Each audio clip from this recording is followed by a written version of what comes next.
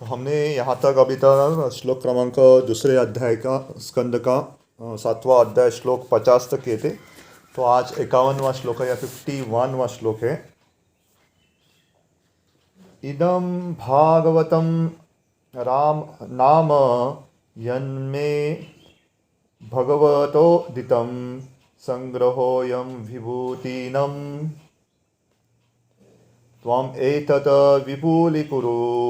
Idam, this Bhagavatam, the science of God, Nama of the name, Yatah, that which, me unto me, Bhagavatah, by the personality of Godhead, Uditam, enlightened, Sangraha is the accumulation of, Ayam, his, Vibhutinam, of the diverse potency, Tvam, your good self, Etata, the science of Godhead, Ipuli, expand, Kuru, do it.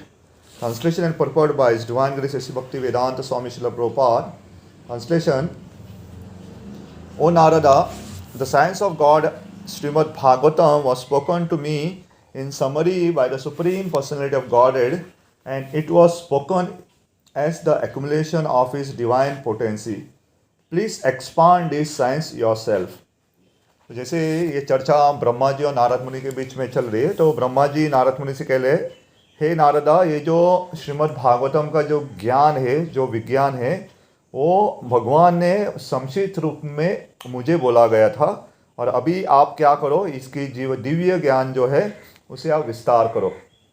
तो हमें जानना चाहिए भागवतम अनादिकाल से चलता आ रहा है। तो भागवतम सबसे पहले भगवान ने ब्रह्मा जी से भी कहा था।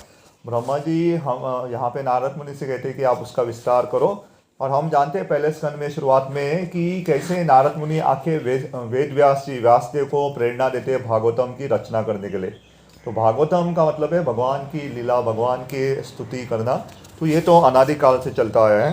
तो तात्पर्य, the Bhagavatam is in a nutshell spoken by the personality of God in about half a dozen words, which will appear ahead in the science of God, and it is the potent representation of the personality of Godhead. He, being absolute, is non-different from the science of God. Srimad Bhagavatam, Brahmaji received the science of Godhead from the Lord directly, and he handed over the same to Narada, who in turn ordered Srila Vyasdev to expand it. तो प्रभुपाद आज शुरुआत करते हैं कि भगवान ने जो ब्रह्मा जी ने या भगवान ने जो ब्रह्मा जी को भागवतम सुनाया था, वो बहुत कम या बहुत संक्षिप्त रूप में केवल 6 श्लोक में उनको सुनाया गया था, और उन्होंने बाद में विस्तार किया और नारद मुनि से कहा कि आप और विस्तार करो, और उसी को नारद मुनि की कृपा द्वारा व्यासदेव ने भी बहुत या बड़ा तरीके से विस्तार किया है। तो भागवतम शुरुआत में बहुत छोटे संक्षिप्त में था, लेकिन अगर हम संक्षिप्त में होता, विस्तार किया नहीं होता, तो हम ठीक से समझ नहीं पाते। इसलिए हम सबके समझने के लिए व्यासदेव ने उसे लगभग 18,000 श्लोक में विस्तार किया है। नहीं तो जो शुरुआत में भगवान जी ने ज्ञान जो दिया था ब्रह्मा जी को 6 श्लोक में केवल। आगे लिखते हैं कि so the transcendental knowledge of the supreme Lord is not mental speculation by the mundane wranglers, but is uncontaminated, eternal, perfect knowledge beyond the jurisdiction of material modes. The Bhagavata Purana is therefore the direct incarnation of Lord in the form of, it's a direct representation of in the form of transcendental sound, and one should receive this transcendental knowledge. तो यहाँ पे प्रभुपाद जी आगे कहते हैं कि भगवान से जो प्राप्त हुआ ज्ञान है, ये भगवान से अभिन्न है। तो भगवान और भगवान के जो ज्ञान है, भगवान का ये जो ग्रंथ है श्रीमद् भागवतम कहते हैं, अभिन्न रहता है। इसलिए अगर कोई भागवतम की भी शरण ले लेता है, उसे भगवान की शरण लेने का सौभाग्य प्राप्त होता है, वही कृपा प्राप्त होती है। तो हमें जानना चाहिए कि जब आध्यात्मिक की वस्तु आती है, जब भगवान की बात आती है, तो भगवान और उनके तदीय या उनकी जो नाम है या उनका जो कथा है या नाम रूप गुण लीला, इसमें अंतर नहीं रहता। ये हमारे नाम और हमारे रूप के समान नहीं रहता, क्योंकि हमारा नाम और हम अलग रहते हैं, हमारे लीला अलग रहती है। भगवान में ऐसा नहीं रहता, क्योंकि जो भी भगवान की नाम रूप गुण लीला का श्रवण करते हैं, उनको वही फ़ायदा प्राप्त होता है जैसे भगवान को साक्षात मिलके दर्शन करने का फ़ायदा प्राप्त होता है। उसी तरह से जैसे सुबह सुबह में इनकी भगवान की 16,108 रानियों के बारे में बहुत सुंदर कथा है, जैसे कैसे उन्होंने भगवान ने अलग अलग रानियों के साथ विवाह किया। तो 16,100 रानियाँ तो नरकासुर या जो भौमासुर है उसका वध करके, और उसके अलावा 8 रानियाँ कैसे भगवान कृष्ण ने उनके साथ विवाह किया उसका बहुत सुंदर उल्लेख किया गया है। तो भगवान की शक्तियाँ अचिंत है या दिव्य शक्ति है। तो भगवान ने नग्नाजित करके भगवान की पत्नी है उनके लिए उनके पिताजी ने वहाँ पे 7 बैल रखे थे, ताकि भगवान आए और वो 7 बैल को पराजित करके अपनी बेटी के साथ विवाह करे करके। तो भगवान ने कृष्ण ने वहाँ पे अपने आप को विस्तार करते 7 रूपों में आते वो, और बैलों को अपने काबू में लेते। वो ऐसा जानबूझ के करते हैं क्योंकि वो अपनी पत्नी को दिखाना चाहते थे कि आप डरो मत करके कि मेरे पहले से इतनी पत्नियाँ हैं करके, आप डरो मत कि मुझ में क्षमता है कि मैं अपने आप को विस्तार करके सबके साथ एक साथ रह सकता हूँ, और इसका प्रमाण हमें द्वारका लीला में प्राप्त होता है। नारद मुनि जब भगवान कृष्ण से मिलने के लिए द्वारका आते हैं तो देखते हैं भगवान कृष्ण हर एक महल में मौजूद थे। भगवान कृष्ण ने हर एक रानी के लिए 16,108 महल बांधे थे, और हर एक महल में भगवान कृष्ण रहते थे।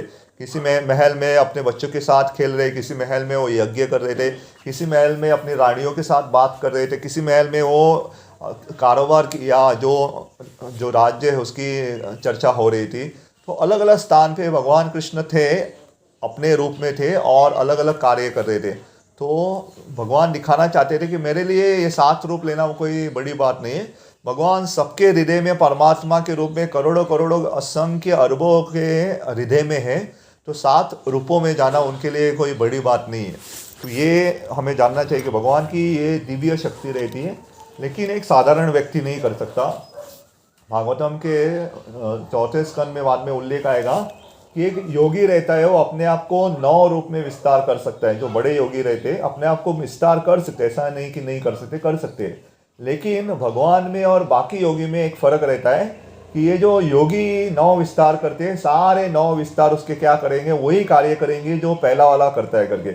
अगर एक ने हाथ उठाया सारे 8 बाकी के हाथ उठाएंगे, दूसरे ने हाथ उठाया तो सारा ऐसा कार्य, तो पहले ने अगर अपना मुंह खोला तो सारे मुंह खोलेंगे। तो ये सारे समान करते। लेकिन भगवान ऐसा नहीं। भगवान ने या नारद मुनि ने देखा कि भगवान हर एक महल में अलग कार्य कर रहे थे। भगवान ऐसा नहीं कि एक महल में भगवान कुछ कार्य करे तो वही सारे रिपीट करे, नहीं। ये भगवान की अचिंत्य शक्ति है, भगवान की ये दिव्य शक्ति है कि भगवान हर एक रानी के साथ रह के अलग अलग कार्य भी कर सकते हैं। तो ये प्रभुपाद आगे लिखते हैं कि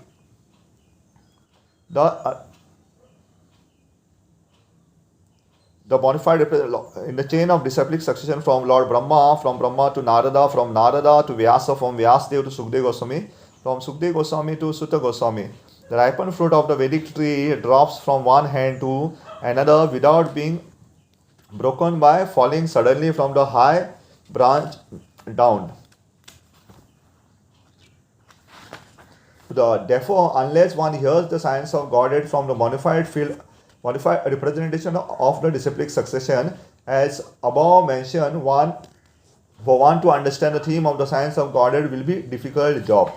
तो प्रभुपाद यहाँ पे और एक उदाहरण देते हैं कि गुरु शिष्य परंपरा का कर्तव्य क्या है कि ये सारे ज्ञान को तुलना की गई है पके हुए फल के साथ। एक उदाहरण दे सकता हूँ मैं, एक आम का फल हुआ है, तो आम का फल अगर ऊपर पूरा पका हुआ है और ऊपर पेड़ से नीचे गिरता है तो क्या हो जाए, ठप करके फट के सारा रस बाहर आएगा।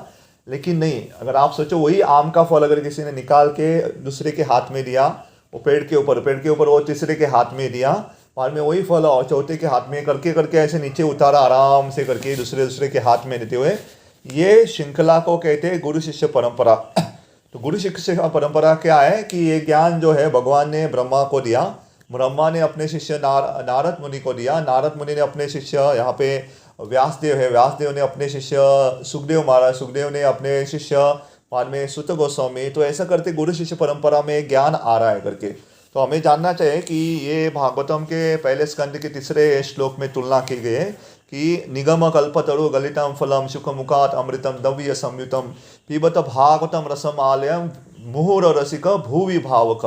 कि ये जो इतना रसमय है, ये भागवतम का ज्ञान है, एक आम की तरह इतना पका हुआ आम है कि कहाँ से भी आप चख लो हमेशा वो आनंद ही आनंद आएगा। तो हालांकि आज हमें थोड़ा सा देर हो गया, हालांकि हमें थोड़ा समय कम मिल रहा है, ये हमें जानना चाहिए कि भागवतम में एक ऐसे महान राजा का उल्लेख आता है जिसका नाम था खट्वंग महाराज करके।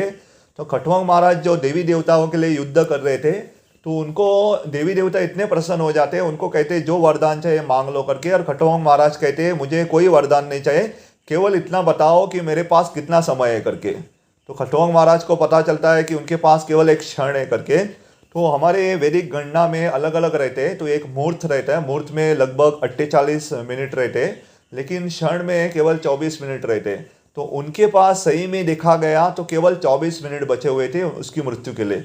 तो तुरंत वो स्वर्गलोक से नीचे आते हैं, अपने राज्य में आ जाते हैं और अपने जीवन को सार्थक करते हैं भगवान के ऊपर ध्यान करके, या भगवान का चिंतन मनन करके ध्यान करते। तो ये हमें कभी नहीं सोचना चाहिए कि हमारे पास कम समय है करके, या कम समय हमने श्रवण किया। तो कभी कभी हम भक्ति में आते हैं तो पहले से कभी कभी 50 हो जाते हैं, 50 साल के बाद, 60 साल के बाद कभी कभी भक्ति में आते हैं। तो हमें नहीं सोचना चाहिए बहुत देर हो गई कहीं, वो देर हो गई सोच के हमें नम्रता लाने में मदद कर सकते हैं। लेकिन अभी भी इतना देर नहीं हुआ। जैसे खट्वंग महाराज ने केवल 24 मिनट में अपने आप को सार्थक किया था, अपने जीवन को, तो हमारे पास तो 24 मिनट से ज़्यादा होना चाहिए। तो हमें पूरा विश्वास होना चाहिए भगवान या भक्तों का संग जो उल्लेख हुआ है वो 24 मिनट तो छोड़ ही दो। ऐसा कहते हैं भगवान के जो शुद्ध भक्त रहते हैं उनके साथ अगर, और कहते हैं सर्व की लव रहता है, जिसे 1 सेकंड का 12वां हिस्सा कहते हैं कि सर्व शास्त्र के लव मात्र साधु संग सर्व सिद्धि होए। तो जो लव रहता है, लव का मतलब 1 सेकंड का 12वां भाग, कि थोड़ा भी ऐसे हम प्रामाणिक शुद्ध भक्तों का संग करते हैं तो हमें पूरा वो ज्ञान प्राप्त होता है और ये हम हमारे जीवन को सार्थक कर सकते हैं।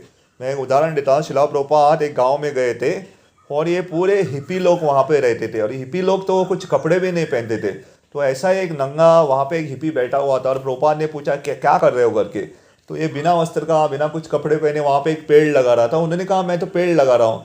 तो प्रभुपाद ने कहा कि मैं आप क्या लगा रहे हो ये नहीं पूछ रहा हूँ, मैं पूछ रहा हूँ अपने जीवन के साथ क्या कर रहे हो करके।